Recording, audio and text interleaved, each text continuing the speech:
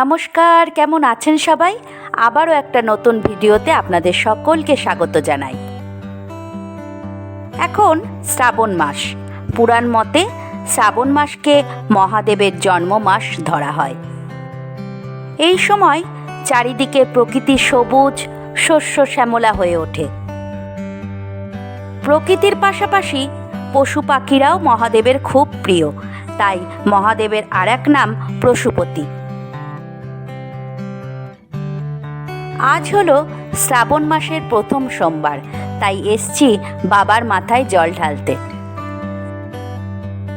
এই শিব মন্দিরটা আমি আপনাদের সঙ্গে আগেও শেয়ার করেছি। চলুন এখন মন্দিরের ভেতরে যাই।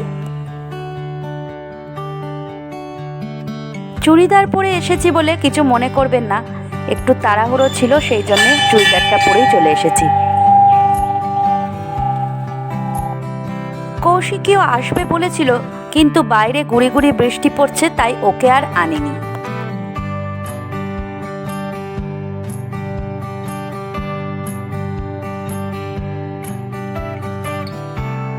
ডালাতে মহাদেবের সমস্ত সরঞ্জাম গুছিয়ে নিয়ে এসেছি। চলুন এবার পুজো করা যাক। সবুজ রং পবিত্রতার প্রতীক। এই মাসে মহাদেবকে তুষ্ট করতে কোনো ফলের আশা না করে মহিলারা স্বামী, সন্তান ও পরিবারের মঙ্গল কামনায় শ্রাবণ মাস ধরে হাতে কাচের সবুজ বর্ণের চুড়ি ও সবুজ রঙের শাড়ি পরিধান করে থাকেন। এটাই হলো শ্রাবণ মাসের একটা নিয়ম। আর আমিও কিন্তু ভগবানকে তুষ্ট করতে হাতে সবুজ রঙের কাচের চুড়ি পরেছি।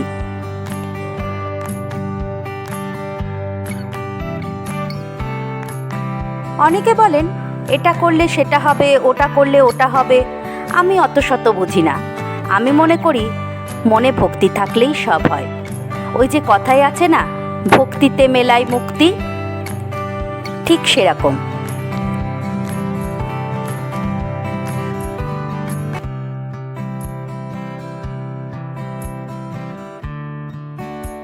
মহাদেব ওপর থেকে দেখছেন, কতটা ভক্তি দিয়ে পুজো করলাম সেটা মহাদেবই বুঝতে পারলেন। চলুন ঠাকুরের জন্য যা ফল মিষ্টি সব এনেছিলাম ঠাকুরকে নিবেদন করে দিলাম। এবার ঠাকুরকে আরতি করব, আর আরতির শেষে চলে যাব বাড়ি।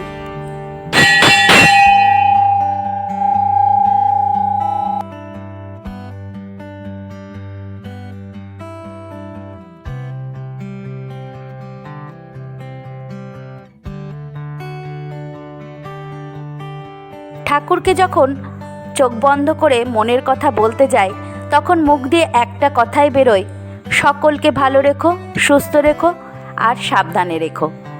এই কথা কটাই আমার মুখ দিয়ে বেরিয়ে আসে, আর কোনো কথাই আমার মুখ দিয়ে বেরোয় না। চলুন, হয়ে গেছে আমার পুজো দেওয়া, এবার বাড়ি যাই।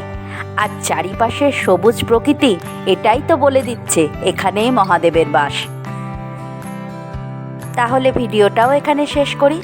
সবাই ভালো থাকবেন, সুস্থ থাকবেন, সাবধানে থাকবেন। দেখা হচ্ছে পরের একটা ভ্লগে।